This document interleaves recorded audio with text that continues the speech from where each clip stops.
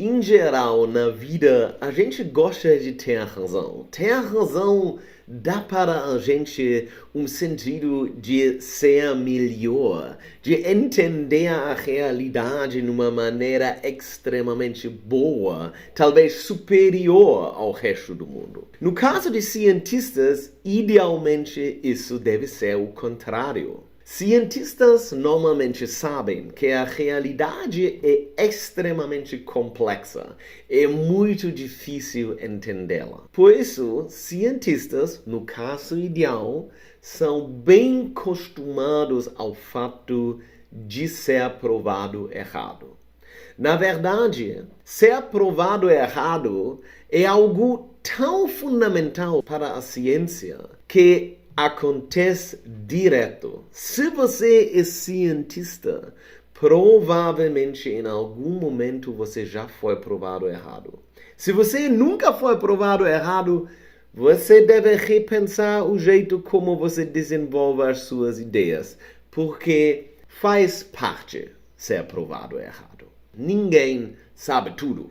E por isso eu fiz agora uma lista com 5 casos extremamente interessantes de quando cientistas mudaram a sua opinião em luz de nova evidência. De novo, isso é algo que acontece direto na ciência, não só nesses casos, não uma coisa absolutamente especial, mas esses casos que eu vou discutir aqui são especificamente interessantes, por razões diferentes. E com isso eu digo bem-vindo a massagens cerebrais.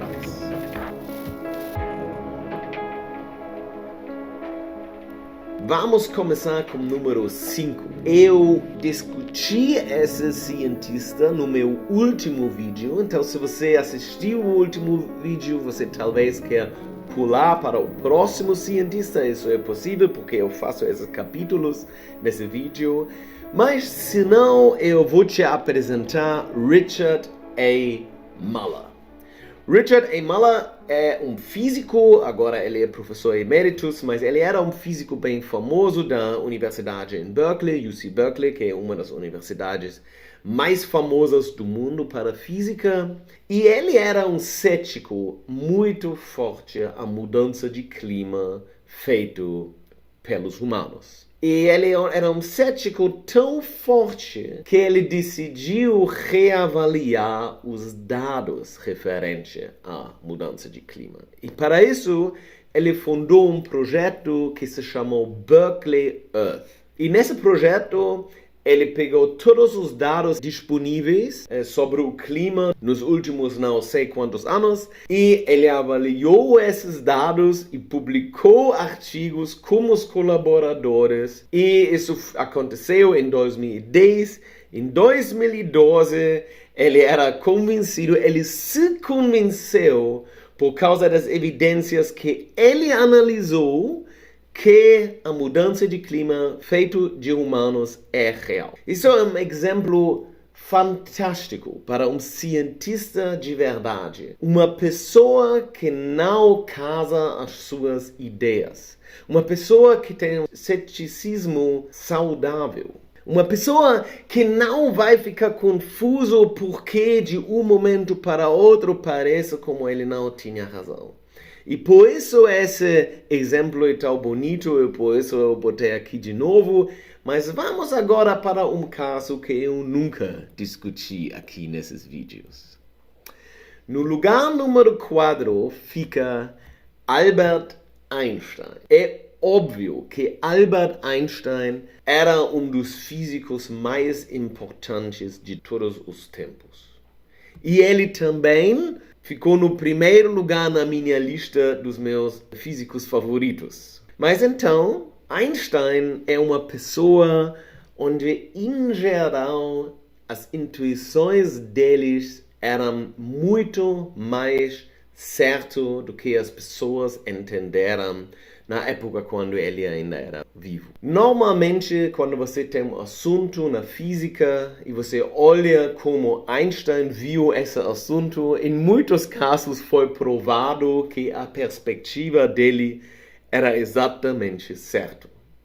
Mas em um caso, o caso que ele mesmo chamou o erro maior dele, ele estava bem errado. E evidências provaram isso e ele mudou a opinião. Tudo é conectado com o que a gente acha hoje em dia é a teoria da física mais linda de todos os tempos. Vai aparecer uma outra teoria nesse vídeo aqui que também às vezes é chamada a teoria mais linda de todos os tempos.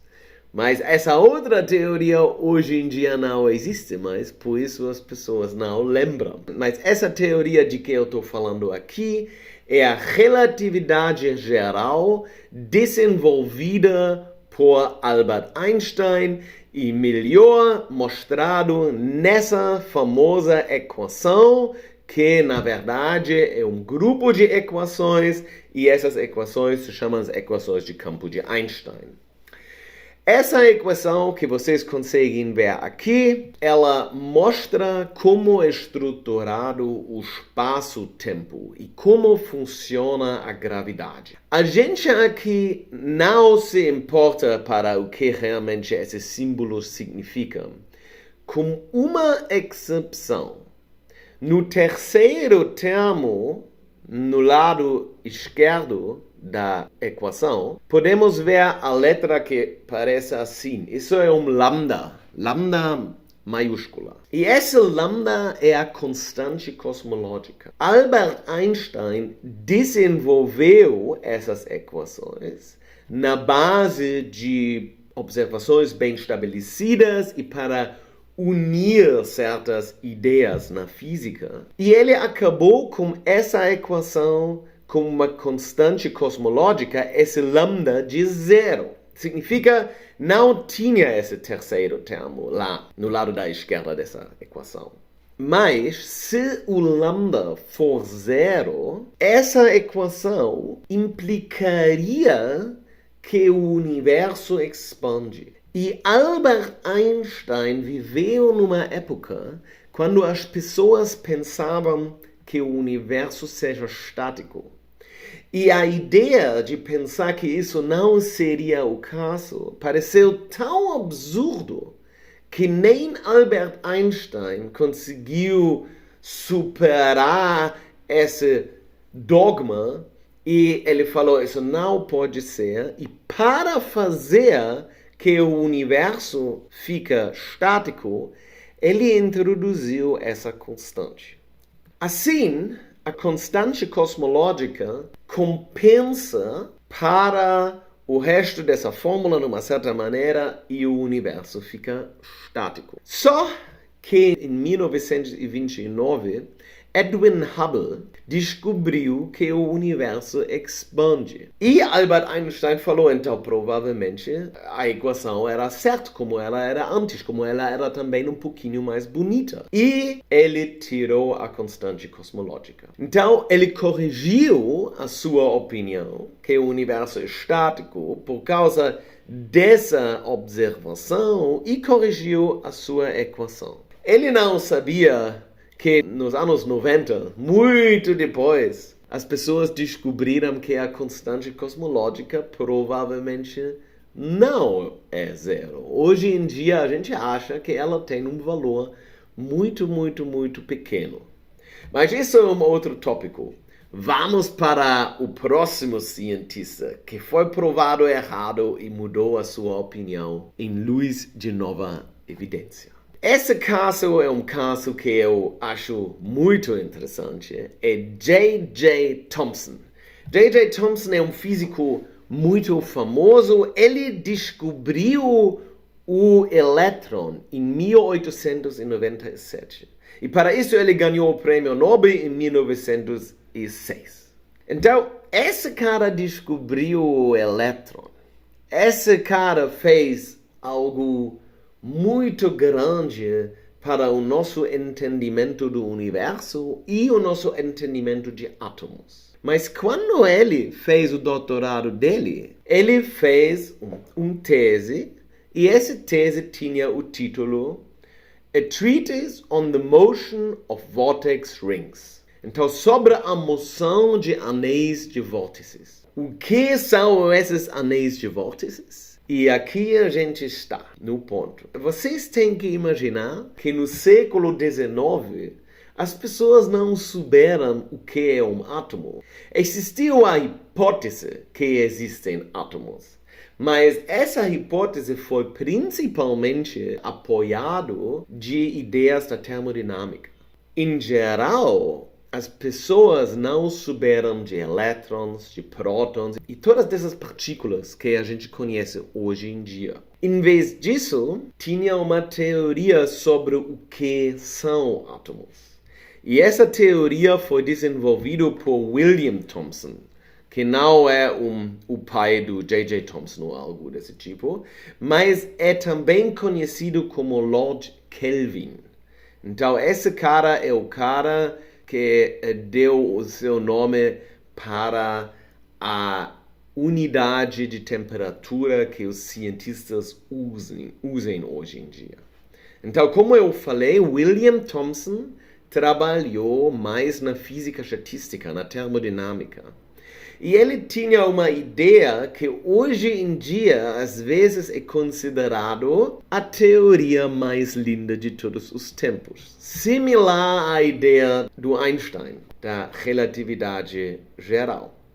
Nessa ideia, os átomos são basicamente objetos topológicos. São objetos de vórtices, como nós, que vocês conseguem ver aqui nessa imagem. Então, cada elemento é um desses objetos que vocês conseguem ver aqui. E se alguém aqui agora pensa que isso lembra de teoria das cordas, essa pessoa tem razão. Tem algo um pouco similar aqui. Mas então, William Thomson era também um fã dessa teoria e por isso ele escreveu a sua tese sobre essa teoria, sobre a moção desses anéis de vórtices. Mas pouco tempo depois ele descobriu o elétron e na base desse elétron ele desenvolveu um novo modelo de átomo que hoje em dia as pessoas conhecem como o átomo de Thomson,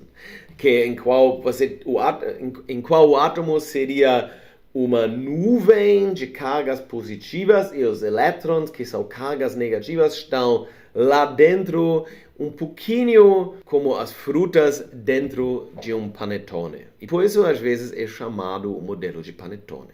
Mas então, isso foi o caso de Thomson. Vamos agora sair da física. Eu sou físico, mas alguns dos casos mais interessantes sobre quando os cientistas mudaram a opinião deles à luz de nova evidência eram casos de outras áreas.